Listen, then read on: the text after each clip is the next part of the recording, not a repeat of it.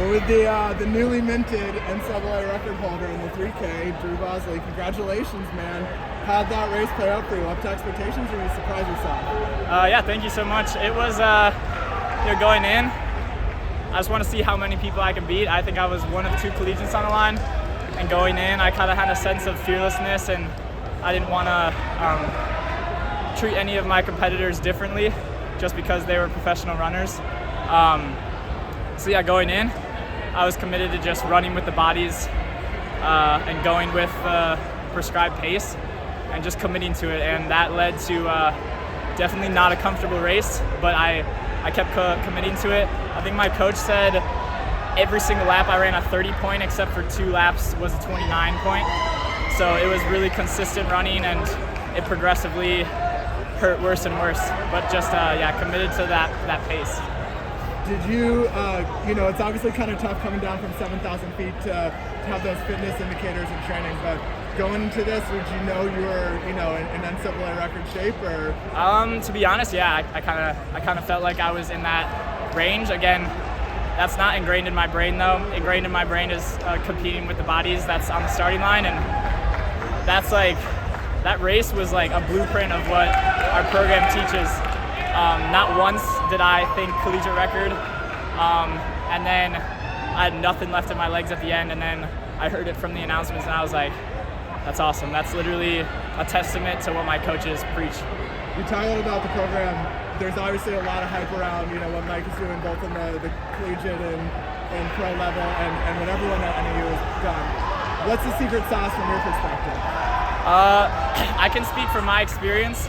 And personally, the secret sauce for me is just whatever coach tells me to do, I do. He tells me to run 10 miles in the morning, I run 10 miles in the morning. He tells me to run, 2 flat, 800 in practice, 2-minute break, run another 2 flat, I do that. And he tells me to take off a day, I do that. I trust my coach. And I think the big part is not complaining about it, getting the work done, and moving on to the next day. And ever since I got to NAU, every single day I've worked as hard as I can. And today, God gave me an opportunity to capitalize, and I felt like it just, fell into my hands, and everything that I've practiced the last two years, when it gets hard and you're tempted to give up, to not give up. And I think that's the secret for me personally, is just, don't complain, get the work done, and really have gratitude for what you're doing, because it could be gone the next day. And today I had a little bit of an outer body experience the last 5 minutes. I just feel really blessed and grateful. But at the same time, when I wake up tomorrow to get on the plane, collegiate record's not going to save you when it matters. In Albuquerque, when we line up, it's not going to save me. So I need to be ready to compete when it matters. You say anything to Yard after the race, or his record you broke? I mean, that guy is on another level. I'm super impressed, and he's paving the way for every other American distance runner. He's a super great athlete to look to, and something that I really take to heart is learning other people's crafts. And I feel like I take pieces to what I learn from other people, and implement that to what I do in the day-to-day. And someone like that is super cool to just see him flourish. And beating a collegiate record like Yard and the Goose, it's an honor. Tell me about the stash. Was that a new decision for this race? Or? So you walk into the bar and you're about to get in a bar fight, and before you get in a fight, I grab a glass bottle and just smash it over my own head before we even fight.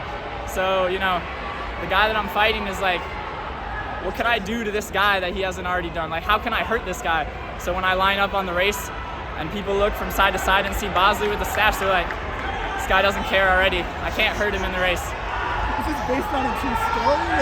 Yeah, it's based on a true story, actually. How are you going to celebrate the record? I don't know.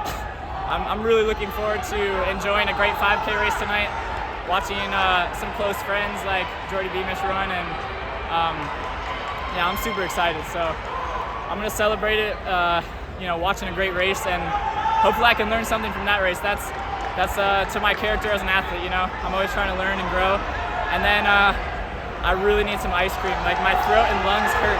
So probably some ice cream, and then, like I said before, collegiate record's not going to save me. So I got to focus on the next day in recovery. I'm holding your feet to the fire on this one. What's the ice cream one? Yeah. So What flavor? the flavor, salted caramel probably, or vanilla and like M&Ms. Yeah, probably like that. So you said you knew you were in shape to run this fast. Was there a workout that told you that ahead of time? Nah, not a workout. Probably a culmination of January. Like January, I was really blessed. Like things fell into place in January.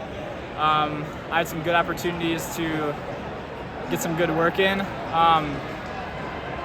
Surprisingly, like after a break from the 5K we did here, I took like a week and a half off, and aerobically I didn't feel like I went anywhere. I felt like didn't lose anything from cross country, and at the end of cross, man, Nico and I were really aerobically strong.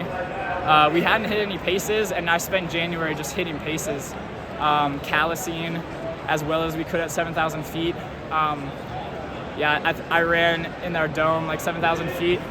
I ran a 4:12 mile alone, and that's like a 4:02, 4:03, and it felt smooth running alone. The dome, that's not like, and then did a full workout after, and I feel like that was being able to do that alone gave me some confidence to, put some more weeks together, and that's what I did. And like I said before, coach tells me to run a split, I run the split, so I think that's definitely what gives me confidence. Yeah. What's your best finish at NCAAs on the track? The track, I've only run one NCAA track race. I was 8th last year in Birmingham. Didn't make outdoor nationals.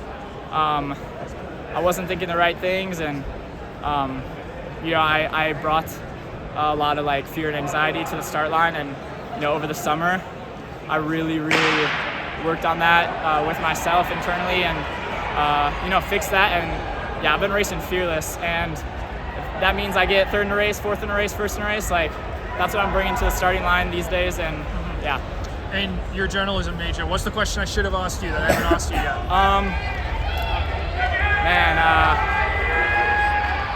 Question you should ask, the wrong question. I don't know. Okay. To be honest, like I can't wait for school to be over. Bless my professors, but I'm not gonna. I can't wait for school to be over. I enjoy it, but I'm ready. I'm excited. I'm a runner. So Okay, well, congratulations. Yeah, thank you. Thank you. Thanks.